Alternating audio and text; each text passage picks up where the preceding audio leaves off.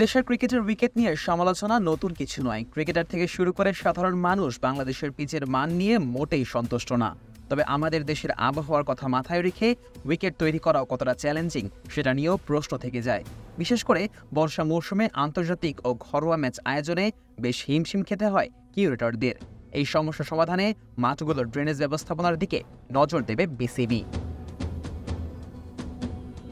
সম্প্রতি যমুনা টিভির Saturday night sports প্রোগ্রামে জনপ্রিয় ক্রিকেট বিশ্লেষক সৈয়দ আবিদ হোসাইন সামির সাথে আলাপকালে বর্ষা মৌসুমে খেলার ব্যাপারে কথা বলেছেন বিসিবির ক্রিকেট অপারেশনসের চেয়ারম্যান নাজমুল আবেদিন ফাহিম। তিনি বলেন, আমাদের মতো দেশের জন্য এটা খুব বেশি চ্যালেঞ্জিং। আমাদের রিসোর্সের লিমিটেশন আছে, উইকেট সংখ্যা অল্প, মাঠের সংখ্যাও খুব কম। এই সমস্যা উতরাতে গেলে আমাদের মাঠের সংখ্যা বাড়াতে হবে, উইকেটের সংখ্যাও বাড়াতে হবে। তবে যে জিনিসটা সবচেয়ে বেশি দরকার সেটা হলো, যদি আমরা আউটডোর অ্যাক্টিভিটি করতে চাই আমাদের খুব ভালো ড্রেনেজ ব্যবস্থা থাকতে হবে। আমাদের সমস্যাটা যেমন আছে তার সমাধানও আমাদের কাছে আছে। আমরা যদি মনোযোগী হই, ড্রেনেজ ব্যবস্থা ভালো করি আর উইকেট ও মাঠ বানাতে পারি, তাহলে আমরা অনেক ভালো অবস্থানে থাকতে পারবো। ফাহিমের এই জবাবের পরিপ্রেক্ষিতে সৈয়দ আবিদ হোসাইন সামি বিসিবির টার্ফ ম্যানেজমেন্টের প্রধান টনি হেমিং এর কাছে জানতে চান তার পরিকল্পনা কি। জবাবে হেমিং তার পূর্ব অভিজ্ঞতা থেকে জানান, আমি মেলবোর্ন থেকে উঠে এসেছি, সেখানে একদিনেই 4 সিজনের আবহাওয়া দেখা যায়। অনেক বছর আগে আমরা ভারত ও ভিক্টোরিয়ার মধ্যকার 4 দিনের ম্যাচে ইগলু হট এয়ার সিস্টেম বানিয়েছিলাম, যার ফলে বৃষ্টির মধ্যেও আমরা পিচ বানাতে পেরেছিলাম। পাকিস্তানের মুলতানে ইংল্যান্ডের বিপক্ষে ম্যাচের আগে পুরো সপ্তাহ জুড়ে কুয়াশা ছিল, কেউ জানতো না আমরা সঠিক সময়ে শুরু করতে পারবো কিনা। তবে আমাদের কাছে হিটার ছিল, বড় ফ্যান ছিল।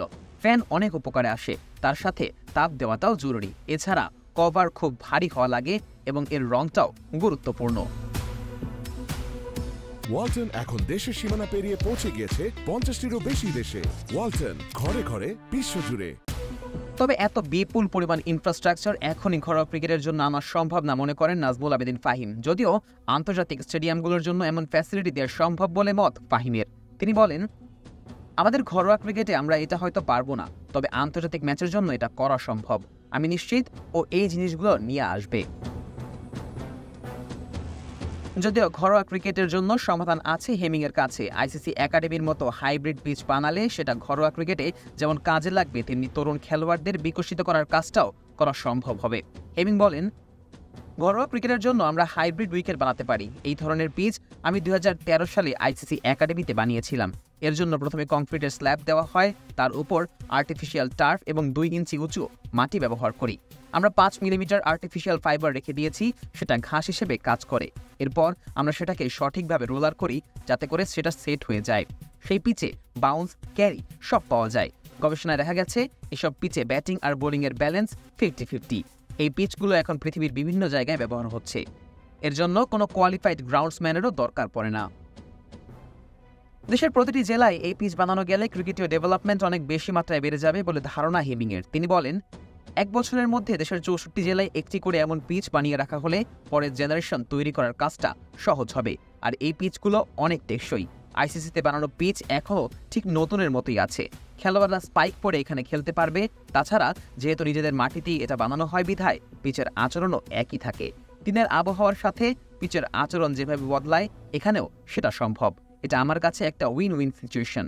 এতে করে লেগাসি যেমন তৈরি হবে, তেমনি খুব দ্রুত গতিতেই পরের জেনারেশন ডেভেলপ করবে। শেষ পর্যন্ত দেশের উইকেটে কতটুকু উন্নতি আনা সম্ভব হবে সেটা হয়তো সময় বলে দেবে। তবে আপাত দৃষ্টিতে হেমিংয়ের পরিকল্পনা আশা জাগাচ্ছে দেশের কোটি ক্রিকেট ভক্তের মনে।